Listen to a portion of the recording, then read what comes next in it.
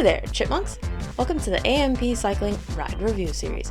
I'm your host, Angry Chipmunk, and today we'll be taking a look at the Biggesee, Germany cycle path route from Rouvy. So let's get right into it. This is a short to moderate length ride at about 26.5 kilometers long and very flat at only 275 meters of elevation gain. The whole ride averages just 1%, but there is a very small pinch of about 13%. This pinch lasts less than 10 meters though, so has very little impact on the ride itself. There's one Strava segment on this ride, the Sondern Climb. It starts at the 14.5 kilometer mark.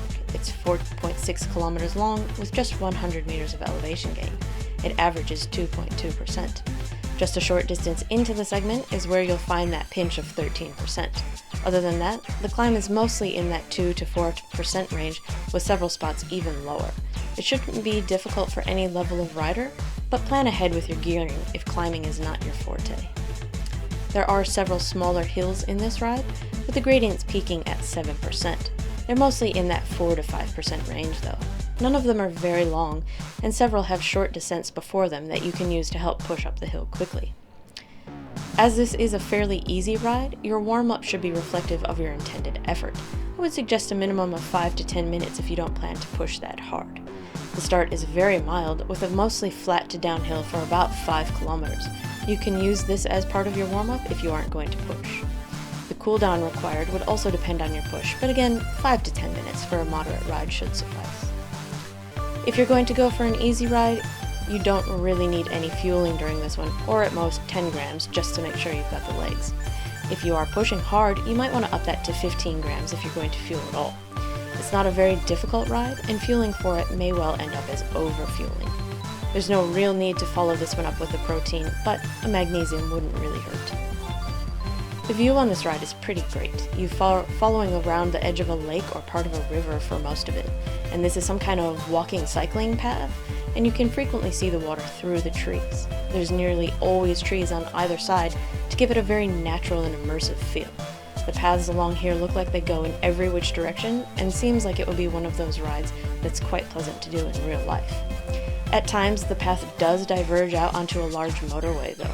This does detract from the scenery with the cars and large trucks. But as it is on Rouvy, you don't get the noise and bad smells associated with the traffic. And there's also still some pretty large hills in the background to look at, but it's just not that pleasant. Overall, this is a very pleasant ride, and I would definitely recommend it for any level of rider. You can make it as hard as you like simply by pushing harder. For newer cyclists, this is a great ride for pushing your distance goals. This ride took me about 46 minutes to complete, and I did it following a pretty big week of riding, so you should be looking to budget anywhere from 30 to 60 minutes for it. The short distance and low elevation make it pretty quick, so it would be suitable for someone with time restraints. I didn't pre-download this ride, and at one point ended up riding faster than my internet could buffer the ride. I would suggest that you pre-download it if you have a less than stellar internet connection, or if you want to push along pretty quickly. For this route, I would give it a 4 out of 5. It's very pleasant, with the only annoyance being the road sections. The climb, half point out of 5. This climb is of no difficulty and anyone can do it. Even the short pinch should not present any problems if you plan accordingly. The view, 3.5 to 4 out of 5. I enjoyed the sections off the road surrounded by the trees with a beautiful hillside and river, but the road bits really drag down the view. It's not hideously terrible, but it just becomes riding on the road, not riding along the river amongst nature. And overall, 4.5 out of 5.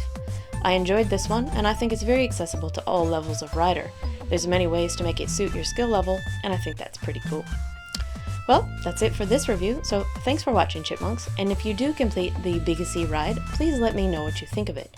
I'll leave you to finish the rest of the video, and I'll see you next week for another review. Ride on, Chipmunks, ride on.